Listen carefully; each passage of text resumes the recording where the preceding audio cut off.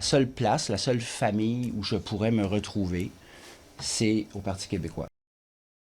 Vous avez remarqué la date en haut à gauche, c'était des propos prémonitoires peut-être de Vincent Marissal, parce que, bon, il avait été écarté du Québec solidaire parce qu'il avait eu des discussions avec Paul Saint-Pierre Plamondon. Mais là, voilà qu'effectivement, il sera candidat pour le PQ, mais ici, dans Tachereau, à Québec. Dans Tachereau, donc circonscription du centre-ville de Québec, un peu en basse-ville, un peu en haute-ville, qui est de tradition du Parti québécois pendant plusieurs années avec Agnès Maltais, mais qui, depuis 8 ans, depuis 2 mandats, appartient à Québec solidaire. Alors, on sait l'histoire, là. Le Parti québécois s'est retrouvé sans candidate dans Tachereau la semaine dernière après le désistement de Jeanne Robin.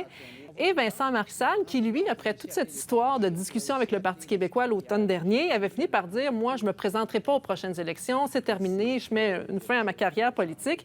Bien, il a accepté de faire le saut à pied levé. Et donc, sur le réseau X du chef du Parti québécois, Paul Saint-Pierre Plamondon, aujourd'hui, on disait qu'on soulignait la rigueur de Vincent Marissal, la qualité de son travail, et on écrivait « Suite au retrait imprévu de notre candidate, il a répondu présent à mon appel. La circonscription, c'est un mot qu'on va répéter souvent dans les prochaines semaines, était devenu son chez-lui de facto pendant toutes ces années de vie parlementaire. Parce qu'au Parti québécois, on essaie de dire, en fait, que ce n'est pas un candidat parachuté, Vincent Marissal, parce qu'il habite la circonscription de Tachereau depuis 8 ans. 125 députés habitent la circonscription. Bien, on pourrait dire ça aussi, effectivement. Et dans son message, Paul Saint-Pierre Plamondon explique aussi qu'il a pu mesurer le travail du député au cours des dernières années parce que c'était son voisin, là, on le voit sur les images à l'Assemblée nationale, mais il oublie de dire que M. Marissal avait aussi d'autres voisins qui étaient peut-être plus près politiquement parlant, et on pense entre autres à Étienne Grandmont, qui est l'actuel député de Tachereau, qui va devenir son adversaire dans la prochaine campagne électorale. Ce sera son vis-à-vis.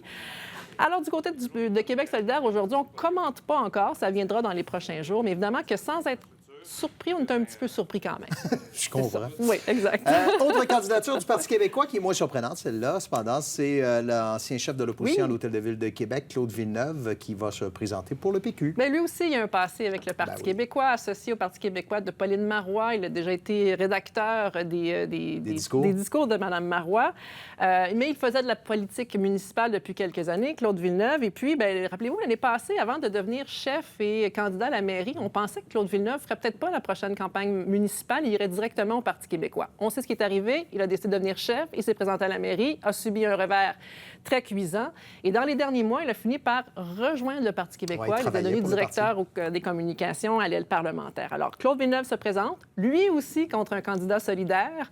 Sol Zanetti qui est là depuis 8 ans. Alors, ça promet. Mais on le sent que c'est la fin, là. Hein. Les partis nous nomment leurs candidats. Ils ont presque tous terminé. Il reste le Parti québécois et Québec solidaire, justement, qui n'ont pas tout nommé leurs candidats. Mais les autres, la CAQ, Parti conservateur, Parti libéral, c'est presque fait.